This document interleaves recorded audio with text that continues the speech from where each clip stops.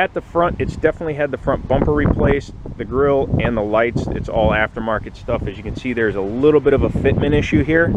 I can fix that. I just haven't decided to yet. Stock 16-inch wheels. It is the 6-lug half-ton chassis, so I can put pretty much anything I want to on it. And again, the tires just aren't that great. No rust, no rot, no real damage outside of those horrendous taillights. If you like those taillights, okay, but this is not a Skyline. This is the only damage I can find on the whole exterior of the vehicle. On the inside, it's classic 1998 Chevy Tahoe. Anybody that's ever seen a 98 Chevy Tahoe knows this interior. I will point out that Chevrolet was the first one to offer more cup holders than people carrying capacity in the Tahoe as well. Here you have just your standard dashboard. And the only way to tell that this vehicle is not a gasoline-powered engine vehicle is that little itty-bitty thingy that says diesel fuel only. And then of course when you start it, there's a wait to start on this side for the glow plugs.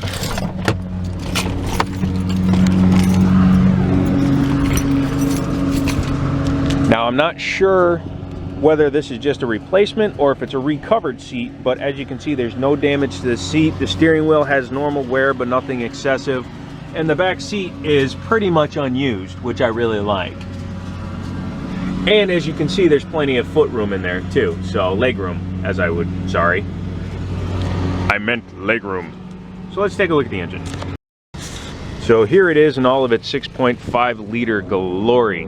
Now the gentleman that traded this in did tell us that he had done a lot of work to it, and I believe him because it does drive noticeably better than some of the 6.5s I've dealt with in my life.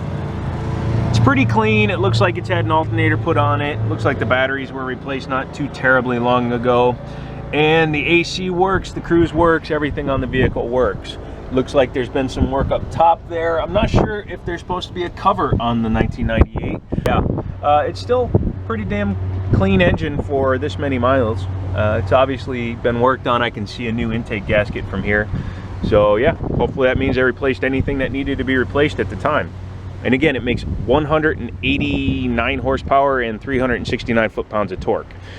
So how does she drive? She drives fine. It's got heavy steering. I'm sure that has to do with the weight over the front end and over the front axle. But the power steering seems up to the task. It's not any harder to drive than a normal 3/4 ton truck. Even though it is a half-ton chassis, half-ton axles, it does have the 4L80 transmission, which is a much better transmission. Some people wonder why I would want a truck like this. Partially because of the rarity. The second reason is diesel where I am is almost 70 cents a gallon cheaper for diesel fuel than it is for premium fuel, which is what I normally put inside the Mustang. So, might as well pick up a quirky vehicle that nobody normally sees, that gets better than the gasoline equivalent fuel economy, as well as costs less to run. It's kind of a win-win. And again, because it's built on just the standard chassis, it doesn't have anything weird outside of the engine, and this engine's been around for 18 years, so it's not like it's hard to find parts for if I need them. So that is not a concern of mine either. Interior accoutrement, it's an LT, so it's got everything that you'd want. It's got power driver's seat, it's got heated seats, it's got power windows and locks, remote central locking, push button 4-wheel drive, AM FM cassette with CD player. It's your standard 1998 loaded options.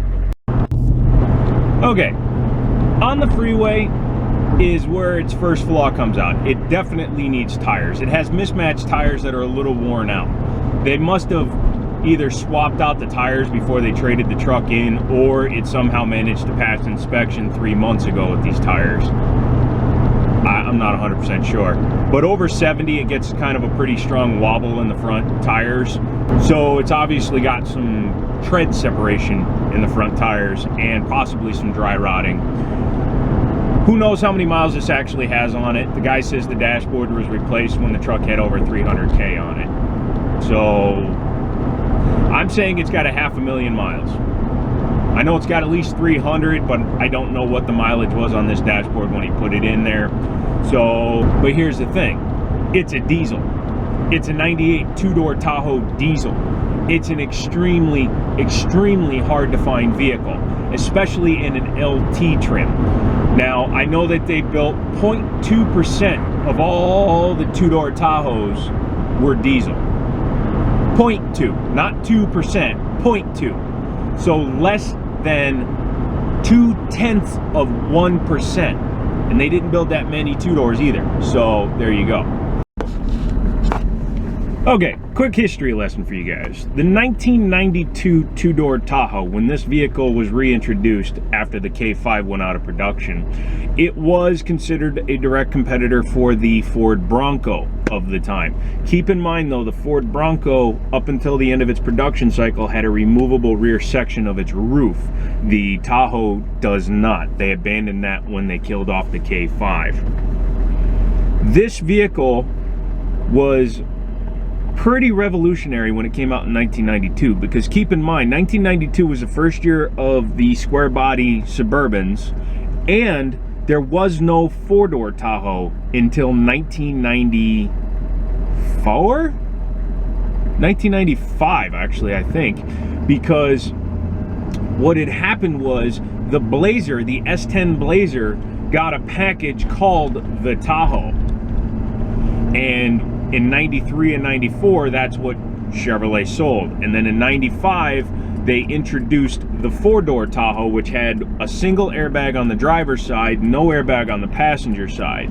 In 1996, they released it with airbags on both sides. So it is kind of a limited production vehicle that went out of production too soon, but there was no call for a two-door after 1999, because obviously the Bronco had been out of production since 1996, and there was no direct competitor that was a two-door that was this large.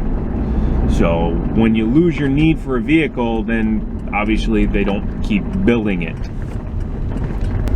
Now, the reason I'm not thanking Chevrolet for letting me borrow this vehicle is because it's my vehicle. I was going to buy the 2005 Yukon Denali that I showed you, but that wound up not working out because it failed inspection horribly. It would not pass the inspection, and if it can't pass inspection, it cannot be on Virginia roads. If it can't be on Virginia roads, it doesn't belong in my driveway. So, okay, guys, here is the eBay listing that caused this truck to almost sell on me yesterday.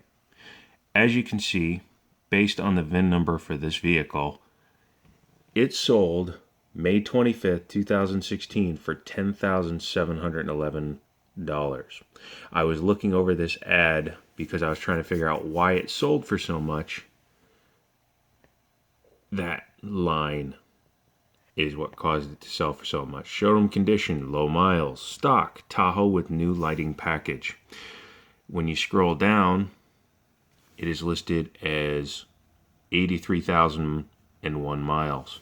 As we know, that is not the truth with this vehicle. This vehicle has well over 300,000 miles. Vehicle title clear, that is not true. It has a true mileage unknown or exceeds mechanical limits vehicle title. Everything else is pretty much true here. And yes, you can run my VIN number if you want. I don't care. That is the actual VIN number for the vehicle. See, auto check, by the way, is not accurate. Plus, it looks like nobody ever actually bought it, even though it said there was 27 records. So you've got your eyes on this vehicle. We've got our eyes on its vehicle's history. Yeah, it should have been able to tell anybody, especially with 27 records, that this vehicle had 300-some thousand miles. But, of course, eBay lied and said it was a low mileage stock Tahoe. And it absolutely is not.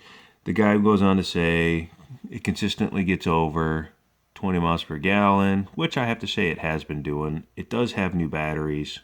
It is rear barn doors.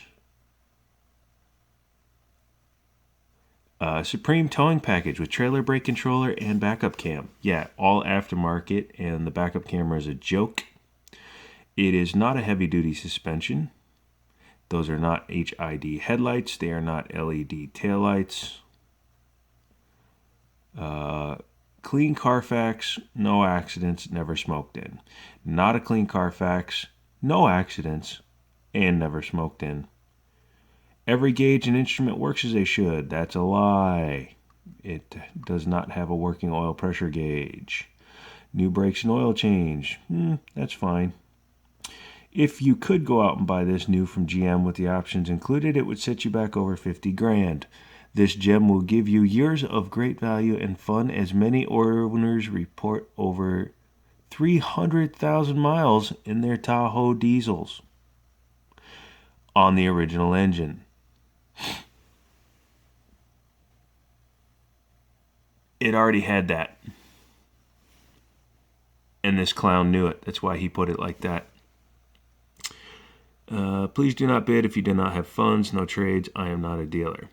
So this guy goes through all of this trouble claiming that it was an 80,000 mile truck.